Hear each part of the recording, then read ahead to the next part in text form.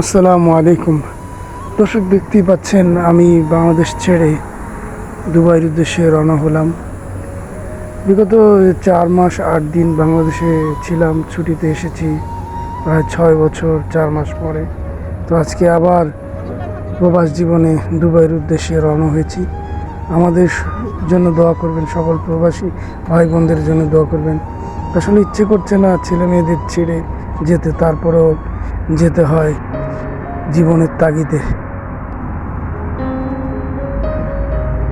এখন প্লেনে আসার পরে এখন রাতের বেলার খাবার হয়ে গেল। তো মাশাআল্লাহ, আমি কফি নিয়েছি এবং সফট ড্রিঙ্কস, পানি, মোটামুটি ভালো সার্ভিস দিয়েছে বাংলাদেশ বিমান। যদি এই ধরনের সার্ভিস সব সময় থাকে তাহলে সবাই এই বিমানে আসবে। আমি এখন দর্শক এখন প্লেনের ভেতরে আমরা অবস্থান করছি, দেখতে পাচ্ছেন। এখন আমরা প্রায় 6000 ফুট উপরে আমরা এখন অবস্থান করছি। আমাদের এই ফ্লাইট কিছুক্ষণের মধ্যেই শারজার উদ্দেশ্যে ল্যান্ড করবে। তো বরাবর আজকে অনেক ক্লান্ত মন নিয়ে যাচ্ছি। তো সবাই দোয়া করবেন যাতে ভালো কাজকর্ম করতে পারি এবং আবার শুরু হবে আমাদের জীবনযুদ্ধ মানে কাজের ক্ষেত্র। তো সবাই চায় প্রবাস জীবনে কিছু টাকার ইনকাম করতে। তো সবাইকে ছেড়ে আবার আমাদের সেই গন্তব্যস্থান দুবাই আমি যাচ্ছি।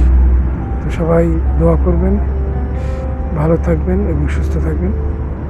তো এই দেখতে পাচ্ছেন আমরা একেবারেই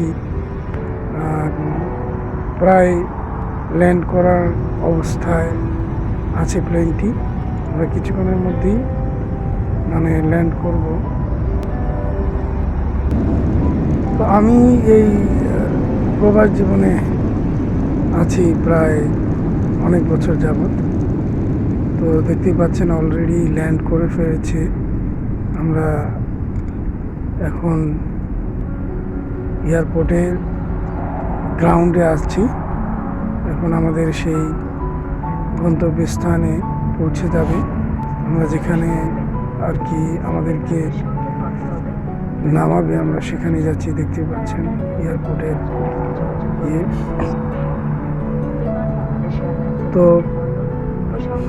আমি আজকে অনেক মিস করতেছি আমার মা, আমার ওয়াইফ, আমার ছেলেদের, আমার ভাতিজি আছে 2জন, তাদেরকে মোটামুটি সবাইকে আমি মিস করতেছি। এখন ইনশাআল্লাহ জানি না কবে আবার যাব। আসার পরে আল্লাহ পাক আবার যদি তৌফিক দেয় ইনশাআল্লাহ আবার বাড়িতে যাব।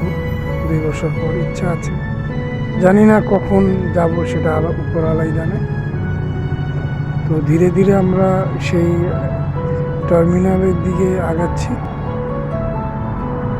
দেখেন কত সুন্দর পরিবেশ এদেশের, খুব নির্ঝঞ্ঝাট, কোনো লোক নেই এয়ারপোর্টের মধ্যে, কোনো ঝামেলা নেই এয়ারপোর্টের মধ্যে।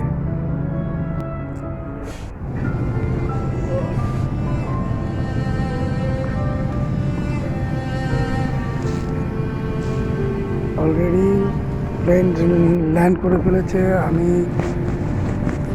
সবার লাস্টে যাওয়ার জন্য প্রস্তুতি নিচ্ছি, কারণ প্লেনের মধ্যে অনেক ধরনের ঝামেলা থাকে। হুড়োহুড়ি করতে যে হয়তো আপনার মূল্যবান জিনিস হারিয়ে যেতে পারে, এর জন্যে অস্থির না হয়ে একেবারে আস্তে যাবেন, যাতে আপনার সব মালাবান আপনি নিয়ে যেতে পারেন। তো প্লেন থেকে নেমে গেলাম।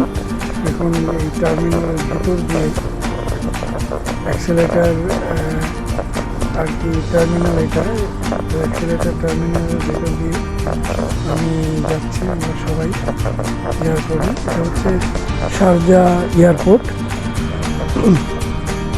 এখানে আসলে বিদেশের বাড়িতে কোনো ঝামেলা নেই। তো বাংলাদেশে যে ধরনের ঝামেলা পোহাতে হয় এবং দালাল চক্র, আপনার সাই সামানা এবং মালপত্র চুরি হয়, এখানে কোনো কিছু চুরি হওয়া বা খোয়া যাওয়ার কোনো ভয় নেই। যদিও আপনি ভুলে ফিরে যান, তারা এটা রেখে দেবে এবং আপনার ঠিকানা এবং নাম যদি আপনার ব্যাগে তৈরি করে থাকে, তাহলে তারা পুনরায় আপনার জিনিসটাকে ফেরত দেওয়ার জন্য চেষ্টা করবে। তো এর জন্যই প্রবাসে আসলে অনেক ফ্যাসিলিটিস এবং অনেক ভালো। তো এখন সামানের জন্যে, মানে আমার মাল সামানের জন্যে ওয়েট করতেছি। তো আসছে না, এখনও পর্যন্ত আমার সামান আসেনি, এসে পড়বে ইনশাআল্লাহ কিছুদিনের মধ্যে। দেখতে পাচ্ছেন আমি ওয়েটিংয়ে আছি সামানের জন্য। তো সবাই ভালো থাকবেন, সুস্থ থাকবেন। আজকের মতো এখানেই রাখি। আসসালামু আলাইকুম ওয়া রাহমাতুল্লাহি ওয়া বারাকাতুহু।